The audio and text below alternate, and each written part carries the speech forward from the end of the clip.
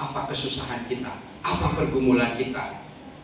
Tapi bisakah kita jadi pelaku yang benar, melakukan sesuai apa yang Tuhan kehendaki? Saudara-saudara, saya percaya bahwa kita semua sedang berjuang hebat. Mari kita bersama-sama berjuang, sebab kita percaya pekerjaan ini bukan pekerjaan manusia semata. Pekerjaan ini berbicara tentang kekekalan. Itu sebabnya sampai akhir hidup kita, adakah kita di hadapan Tuhan, atau kita malah berlari dari apa yang kita punya tanggung jawab? Saudara-saudara, ada satu lagu yang saya ingin coba nyanyikan buat kita. Ya, lagu ini diciptakan tahun 1977, bukan oleh orang yang percaya. Lagu ini ditulis oleh Taufik Ismail. Lalu lagu ini, kata-kata lagu ini mulai diberikan sebuah nada, ya, diberikan sebuah lagu oleh Ian Antono. Pada saat itu grup itu lagi pamor-pamornya, lagi hebat-hebatnya, namanya grup God Bless.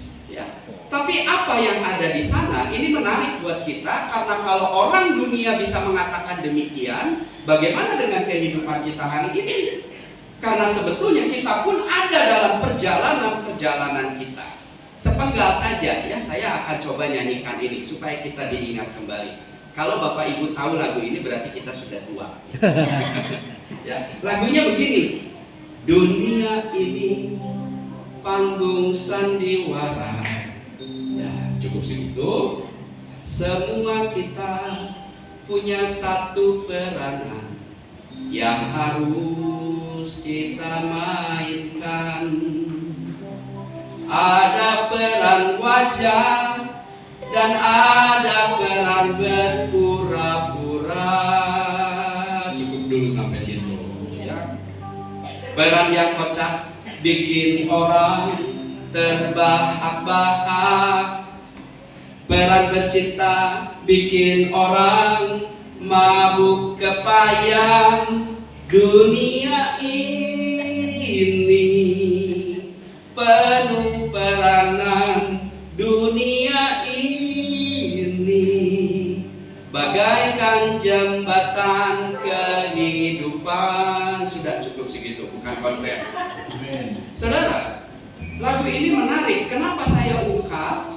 Karena orang dunia yang tidak percaya Tuhan tahu bahwa ternyata di kehidupan ini ada sebuah perjalanan. Tapi yang menarik itu perjalanan ini tergantung kepada kita. Apakah kita mau terbahak-bahak, atau kita berperan sebagai orang yang berpura-pura, atau kita melakukan peran kita dengan sebenarnya. Ini menjadi satu tantangan bagi kita, saudara, sesuai dengan firman Allah. Karena apa? Di mana kita berada hari ini menentukan akhir dari hidup kita.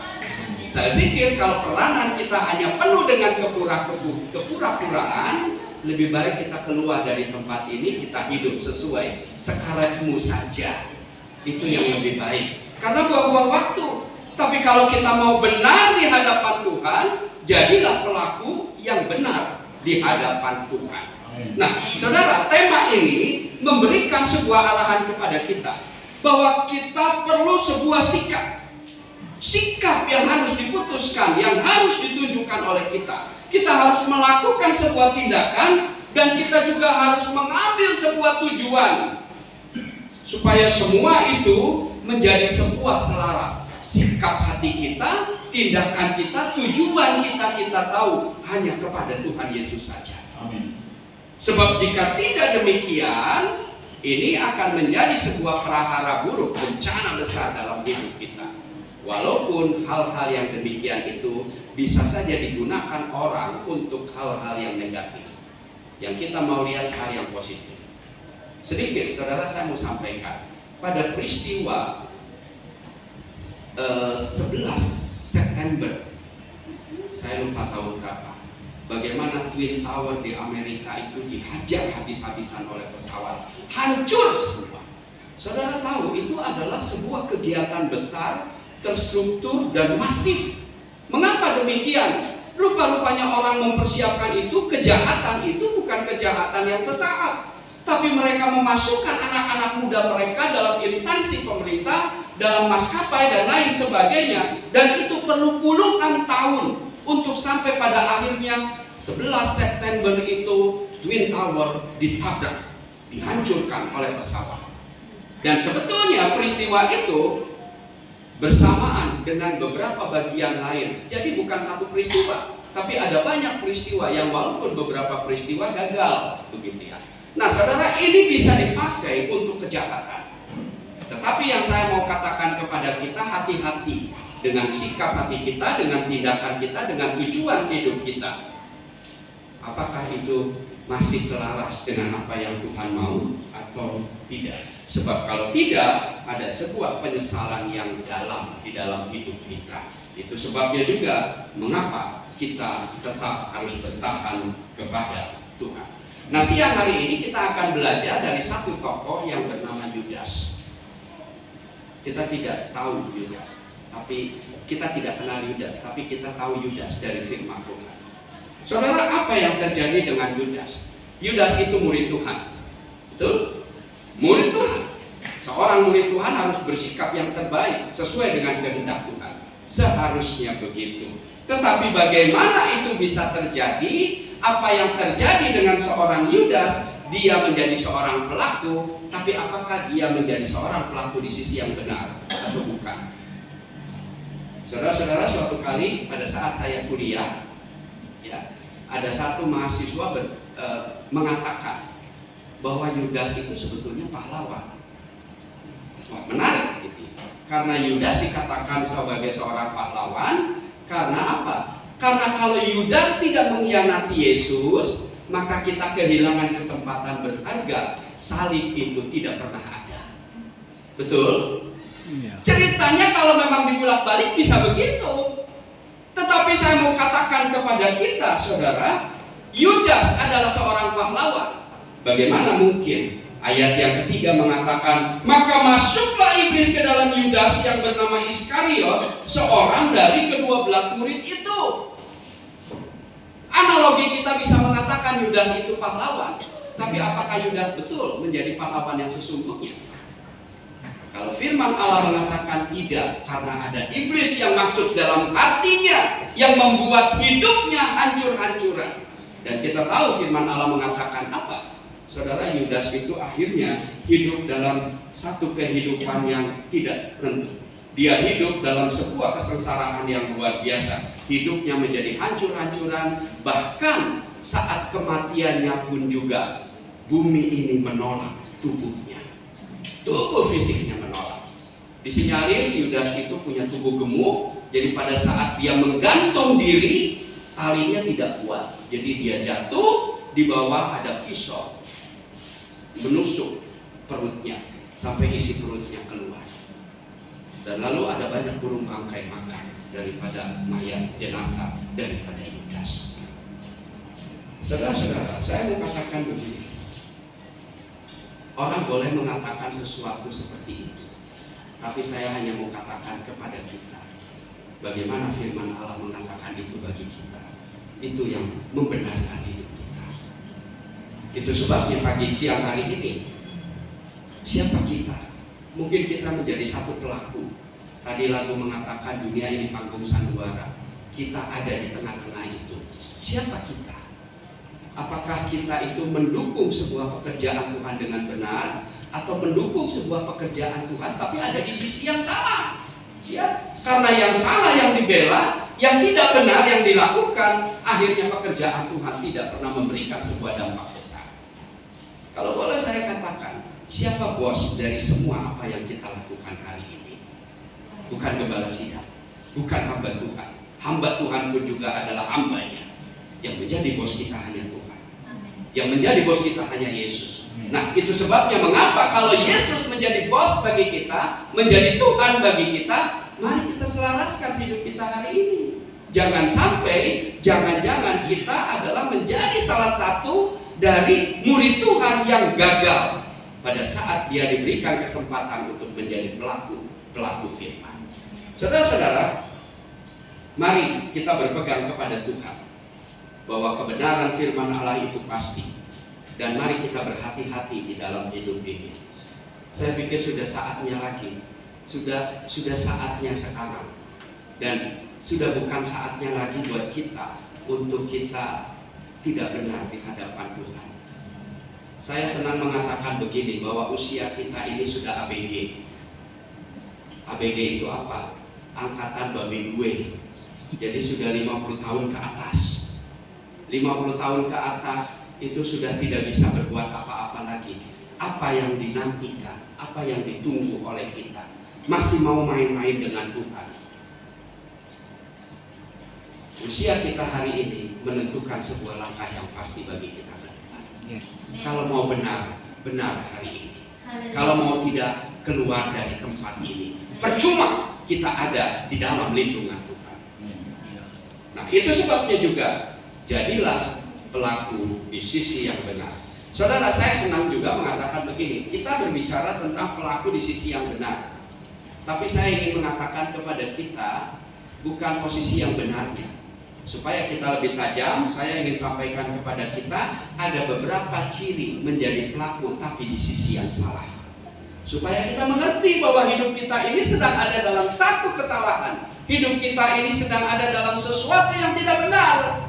Itu sebabnya kalau kita salah, kita tidak benar, cepat kembali kepada Tuhan. Saya senang, saudara, begini. Yudas itu menjadi seorang pelaku di sisi yang salah. Saudara bayangkan, kalau suatu kali ternyata Yudas itu ketika dia tahu bahwa yang dikhianatinya itu adalah gurunya yang sangat-sangat tidak salah, tidak bersalah. Lalu ketika dia datang kepada para pengawal istana itu, lalu mereka juga mengatakan, apa nggak peduli, apa urusannya denganku, uang mau dikembalikan saja nggak diterima, saudara. Sampai akhirnya apa? Uangnya sama mereka itu diatur untuk beli kuburannya, saudara. Saudara, bisakah Yudas menjadi seorang pahlawan? Kalau pada saat itu dia menyadari, dia menyesal dengan apa yang dilakukan. Dia tahu bahwa yang dia lakukan itu adalah kesalahan besar. Kalau seandainya, saya berandai-andai bahwa Yudas pada saat itu di tengah-tengah kekecewaannya, dia tidak menggantung diri, tapi dia datang ke salib Tuhan, minta ampun kepada Tuhan. Apakah Tuhan akan memberikan pengampunan kepada dia?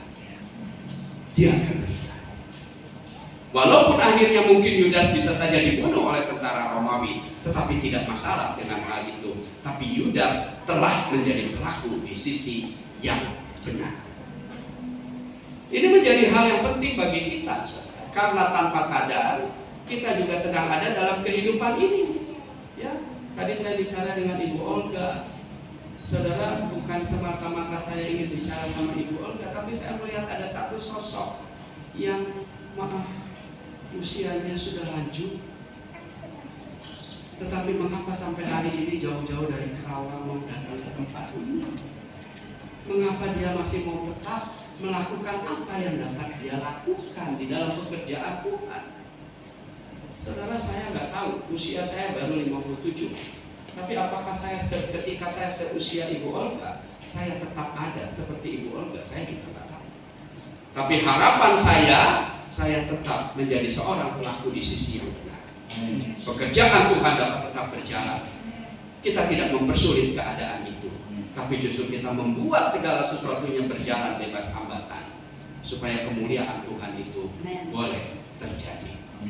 Percaya? Tuhan mau pakai kita semua, sepanjang kita mau hidup benar di dalam Tuhan dan melakukan apa yang benar di mata Tuhan, beri kemuliaan bagi Tuhan. Saudara, tadi saya ingin sampaikan, ada 3 ciri orang percaya yang tidak berada di sisi yang benar. Artinya dia berada di sisi yang salah. Ayat yang keempat dan 5 saya akan bacakan buat kita, ya.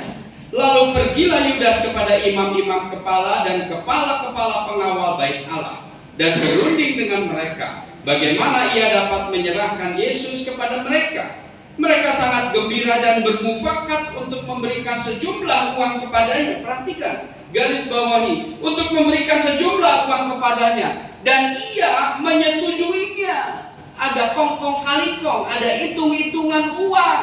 Ya, dalam pekerjaan seperti ini ada kepentingan diri yang lebih besar, karena dia lebih mementingkan 30 keping perak.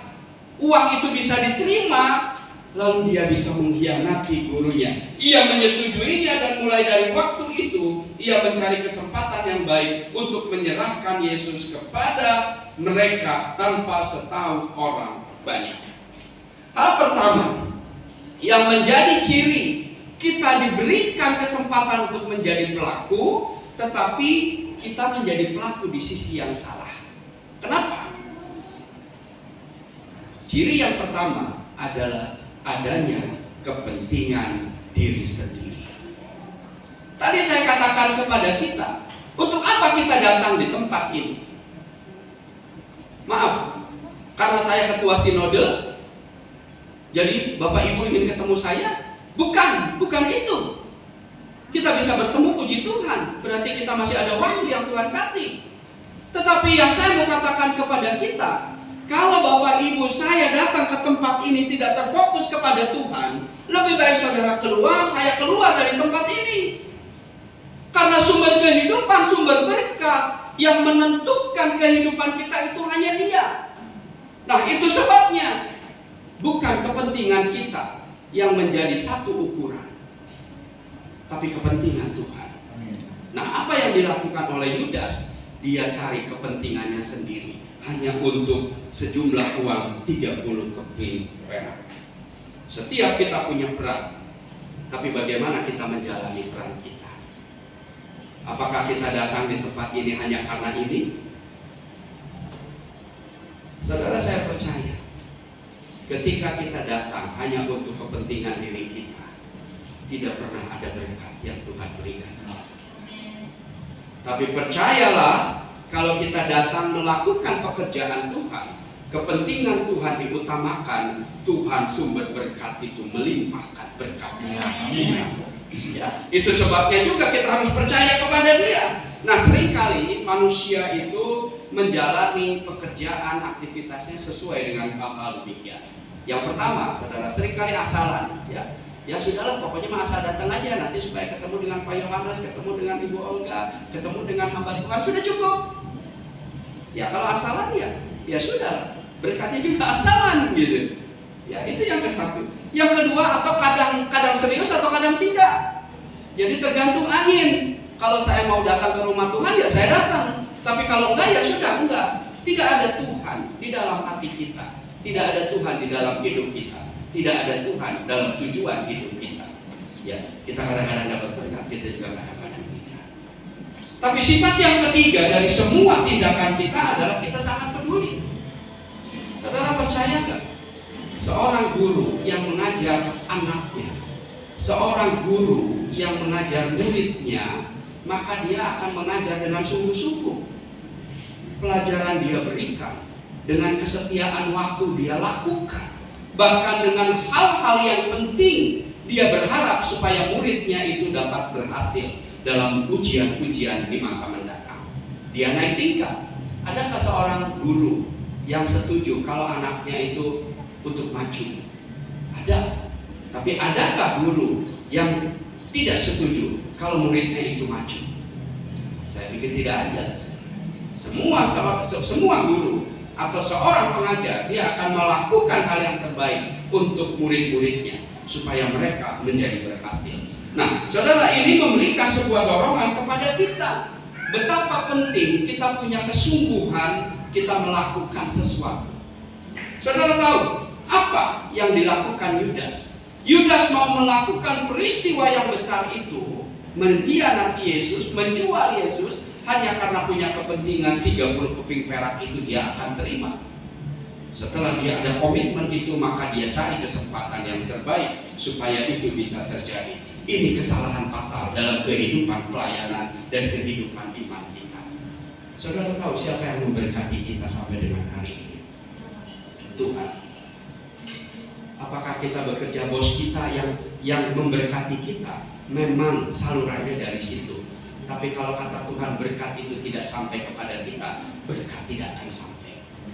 Percayalah bahwa hidup kita itu ada dalam tangan Tuhan. Ya, karena itu berkat yang kita terima itu adalah datang dari Tuhan.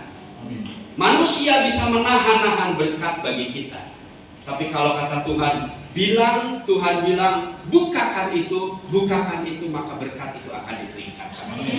Nah, karena itu, saudara, kalau kita melakukan kehidupan pelayanan kita bukan karena kepentingan diri, mari kita introspeksi semua.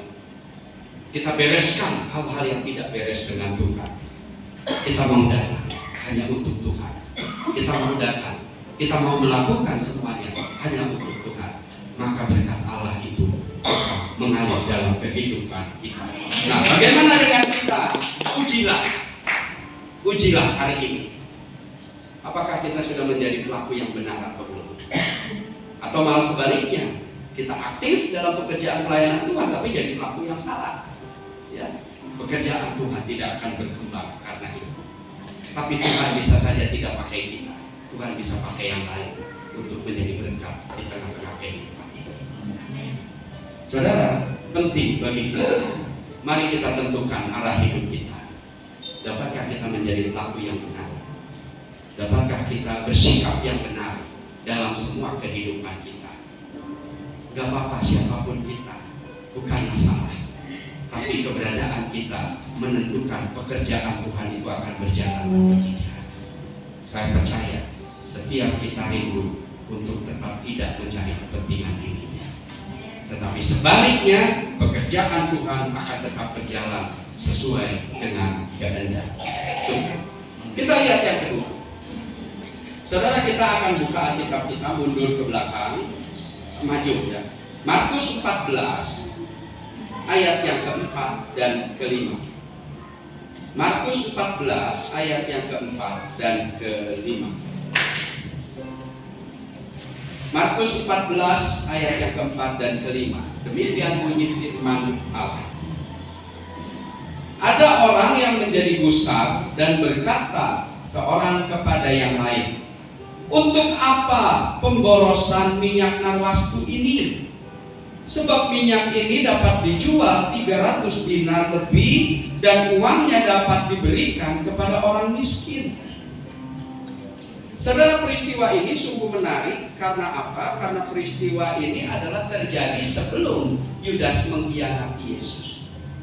Tapi yang menarik juga adalah bagaimana sikap Yudas ketika dia melihat Maria memecahkan buli-buli minyak narwastu itu di kaki Tuhan.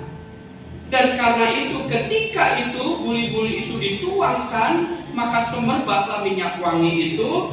Dan di situ dikatakan ada orang yang gusar.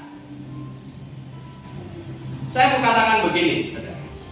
Hal kedua yang menjadi ciri bagi kita bahwa kita orang yang percaya, betul. Tetapi kita bisa menjadi orang percaya, menjadi pelaku, tapi kita berada di sisi yang salah. Kenapa? Karena kita sedang hidup dalam kemunafikan yang begitu rupa. Saudara-saudara, kisah ini memang kemasannya baik. Ya, karena di sana ada orang yang peduli. Yudas itu peduli, daripada minyak narwastu itu dipecahkan lalu dituangkan kepada kaki Tuhan, lebih baik itu dijual, bisa terjual dengan 300 dinar lebih. Dan apa yang dapat dilakukan dengan uang itu? Uang itu cukup besar, maka dengan uang itu ceritanya begitu rohani, lebih baik diberikan kepada orang miskin. Saudara, saya mau bilang begini, Yudas itu sangat peduli di kisah itu. Tapi saya mau tanya kepada kita, benar nggak dia peduli? Dia seakan-akan peduli, tetapi pada hakikatnya nanti kita bisa lihat tidak ada kepedulian sama sekali. Karena peristiwa yang pertama mengatakan ada kepentingan diri yang begitu rupa. Yudas itu seolah-olah sangat rohani. Nggak ada orang yang memikirkan itu, daripada hal-hal ini nggak berguna, lebih baik untuk hal yang rohani. Wah, semua mungkin akan jempol. Tapi apakah hatinya sesuci itu? Saya mau katakan lagi, kalau memang minyak narwastu itu mau dijual, lalu suruh Yudas, tolong jualinlah 300 dinar. Uangnya kembali nggak 300 dinar? Saya yakin tidak. Wah, cuma laku 150 dinar. Karena apa? Karena Yudas hatinya seperti yang pertama tadi, dia punya kepentingan diri. Dia tidak sungkan-sungkan terhadap orang yang dikasihinya. Dia bisa menghancurkannya hanya dengan ini. Betul? Saudara mau tahu? Ada kemunafikan 300 dinar berakhir dengan pengkhianatan 30 keping perak. Siapa itu? Yudas. Saudara-saudara yang kekasih, ini menjadi satu hal yang penting bagi kita. Ada hubungan penting kemunafikan dengan pengkhianatan. Hati-hati. Kita berbicara tentang kekudusan pekerjaan Tuhan. Kita bicara tentang kesucian. Bagaimana gereja Tuhan itu suci. Tetapi kita munafik dengan semua itu. Karena kita memandang seakan-akan semua tergantung saya. Semua bisa dimainkan. Saudara mau tahu kejahatan dunia? Orang-orang sekarang, kalau kita lihat bagaimana ucapan-ucapan bahagia itu ada, saudara. Ya, engkau akan disesat. Kita akan mendapatkan, kita akan dihianati. Orang akan mengatakan yang bohong, yang tidak sebenarnya, itu akan ditimpakan kepada kehidupan kita. Hati-hati, mereka dapat memutarbalikkan fakta sesuka hatinya. Mereka bisa melakukan datang dan pergi sesuka hatinya. Mereka juga bisa mengatakan apa yang menurut hati dia senang dia katakan, walaupun itu bukan kebenaran. Saudara percayalah, firman Allah tidak pernah salah. Firman Allah mengajarkan kepada kita hati-hati dengan kemunafikan. Kalau engkau dan saya mau benar, katakan itu benar. Kalau itu adalah salah di hadapan Tuhan, tidak perlu ada lagi pembelaan bahwa itu maksudnya benar. Kemunafikan saudara dan saya menentukan sebuah hasil. Itu sebabnya jadilah pelaku di sisi yang benar. Jangan jadi pelaku di sisi yang salah. Sebab ketika kita berada menjadi pelaku di sisi yang salah, percayalah Tuhan tidak main-main dengan hidup kita. Selagi ada kesempatan itu Tuhan berikan kepada saudara dan saya untuk kita terus berkembang naik dan tidak turun, untuk kita beroleh berkat dan bukan kutuk, untuk kita bisa bertahan di hari-hari yang jahat itu, bukan kalah dalam percobaan. Percayalah, hidup saudara dan saya penting di hadapan Tuhan kali ini. Siapapun kita berharga di mata Tuhan. Tuhan mau angkat dan Tuhan tidak mau menghancurkan itu. Jadilah pelaku di sisi yang benar. Yang terakhir, Lukas ayat yang ke-6, ya. Lukas 22 ayat yang ke-6 mengatakan apa? Ia menyetujuinya dan mulai dari waktu itu ia mencari kesempatan yang baik untuk menyerahkan Yesus kepada mereka tanpa setahu orang banyak. Ya. Tadi sudah dua hal yang saya sampaikan. Ada kepentingan diri yang begitu rupa dari seorang Yudas. Dan yang kedua ada hidup dalam kemunafikan. Yang ketiga, saudara, kalau kita membaca ayat yang ke-6, ternyata Yudas pun juga melakukan pengkhianatan kepada gurunya. Itu mereka memiliki sebuah kegigihan waktu, ulet, tekun, gigih mencapai kehendaknya. Karena di situ dikatakan apa? Ia menyetujuinya dan mulai dari waktu itu ia mencari kesempatan yang baik untuk menyerahkan Yesus kepada mereka tanpa setahu orang banyak. Saudara, saya yakin itu bukan sehari dua hari, tapi lebih daripada itu. Dia menunggu waktu yang tepat dengan setia. Setianya baik, gigihnya baik, saudara. Tetapi saya perlu sampaikan kepada kita, ternyata yang tadi saya kasih contoh, Bagaimana para teroris itu menghancurkan Twin Tower? Mereka begitu gigih karena bukan dengan waktu yang sesaat. Iblis itu kita bisa turuti satu, kesetiaannya. Ulet. Ya, sampai dengan hari ini dia itu tetap menunggu waktu yang tepat untuk menjatuhkan saudara dan saya. Kita hati-hati dengan keuletan ini. Tetapi bagi kita mengerti sekarang, keuletan kita ini, kegigihan kita ini untuk apa?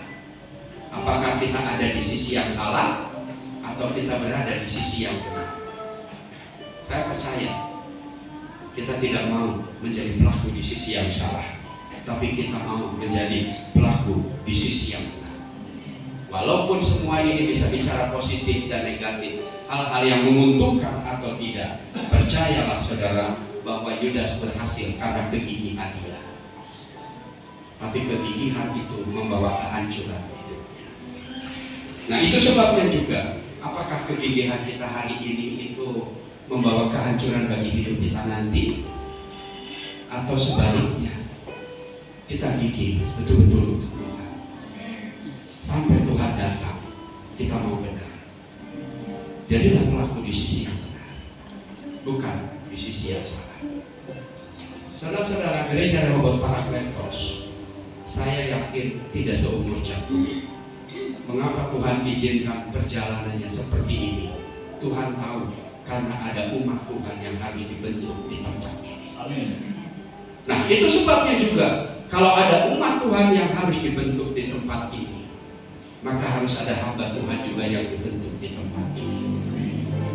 Saya percaya setiap kita punya peran. Apakah kita peran berpura-pura atau kita peran terbahak-bahak, senang kalau lihat orang lain susah, atau kita bikin keributan di balik semua ini karena memang masing-masing mungkin punya kehendak hatinya. Tetapi saya mau katakan kepada kita, setinggi apapun jabatan saudara dan saya, bukan masalah itu. Sehebat apapun talenta kita, bukan masalah itu. Sekaya apapun kita, bukan masalah itu.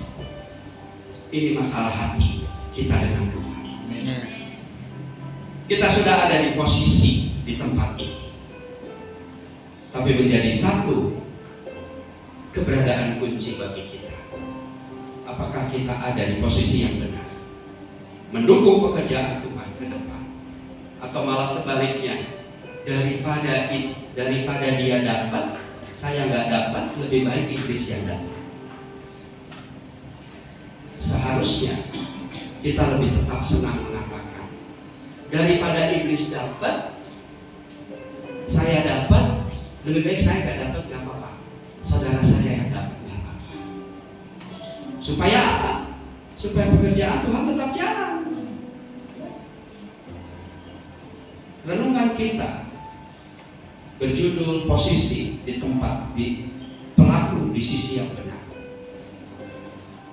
Coba introspeksi hari ini.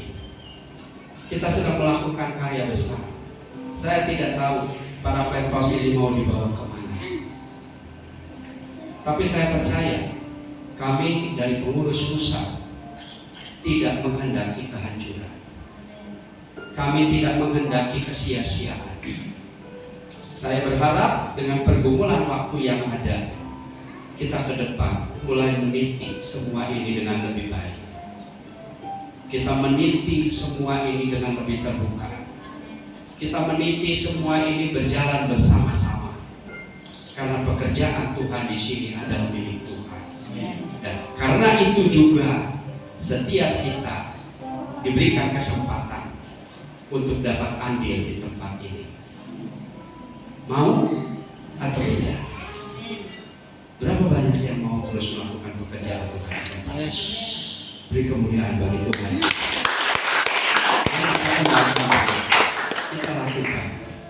Tidak ada satu manusia pun yang mencuri kemuliaan Tuhan. Hanya Tuhan yang ditinggikan sampai Tuhan datang.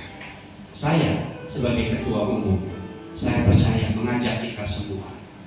Mari, ada aturannya, ada sistemnya, ada tata kelolanya kita akan berjalan bersama-sama untuk kemajuan gereja di tempat ini. Tuhan Yesus berkati. Mari kita